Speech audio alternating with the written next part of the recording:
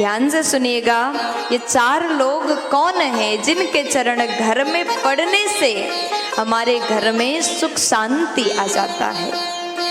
तो शास्त्र ने कहा इन 4 लोगों के चरण अगर आपके घर में पड़ जाए तो आपका घर वैकुंठ बन जाता है।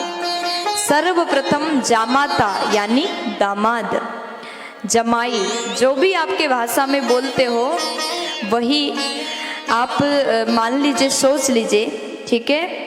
क्योंकि यहाँ पर मुझे बहुत से जगह से लोग सुन रहे हैं, बहुत से देश से लोग सुन रहे हैं। दामाद के चरण, ज्वाई के चरण, सबके भाषा में बोलो, मुझे बहुत 2-4 भाषा में तो पता है लेकिन बहुत सारे भाषा में नहीं पता, ठीक है। तो जामाता संस्कृत में बोलते हैं। दामाद के चरण अति शुभ माना गया। आपके घर में अगर दामाद साल भर में एक बार भी आए तो दामाद के चरण घर में पड़ना अत्यंत शुभ है। आपके घर में सुख शांति आती है।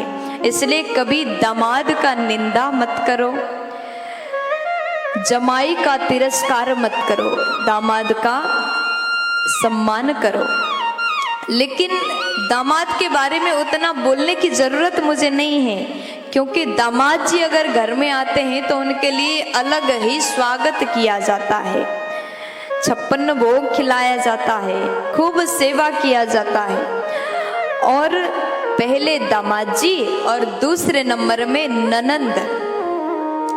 अब यहाँ हर भाभियों को सुनने की जरूरत है, क्योंकि ननंद ज्यादा घर में आए तो भाभियां पहले से मुंह बना लेती हैं, मुंह फुला लेती हैं। ननंद अगर घर में आए तो वो चरण, ननंद के चरण भी अति शुभ माना गया। वो घर भी वैकुंठ हो जाता है जिस घर में दामाद आते हैं, जिस घर में ननंद आती है। इसलिए सब भाभियां जितने मुझे सुन रहे हैं, आपके घर में भी आपकी ननंद आ जाए तो मुंह मत बनाना, जितना हो सके सेवा करना, जितना हो सके 56 भोग उनको खिलाना और कहना कि बार बार आया करो। क्योंकि ननंद अगर घर में बार बार आए, ननंद भी समझदार होती है, साल भर में एक बार आती हैं, और किसी किसी की बहुत जल्दी हफ्ते भर में 3 बार आ जाते हैं, है ना।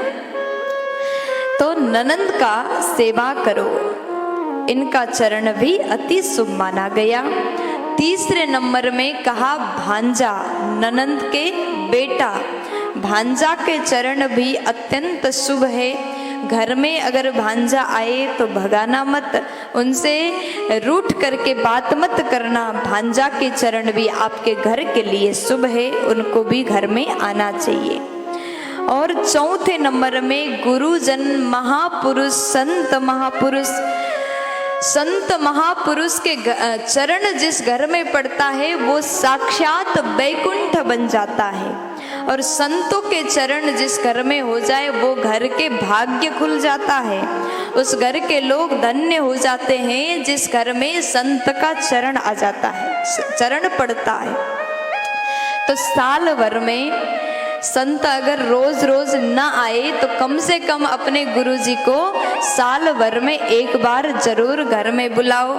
365 दिन में अगर एक दिन भी आपके गुरुदेव, कोई संत महापुरुष आपके घर में प्रवेश अगर एक दिन भी करते हैं तो 365 दिन तक वो घर में मकर संक्रांति आ जाता है। इसलिए वो घर धन्य है जिस घर में संतों का चरण पड़ता है। ऐसा वर्णन मैं अपने मन से नहीं, ब्रह्म पुराण में किया गया है। तो आप सभी को ये बात का ध्यान देना चाहिए। दामाद, ननंद, भांजा और गुरुजन, ये 4 लोगों के चरण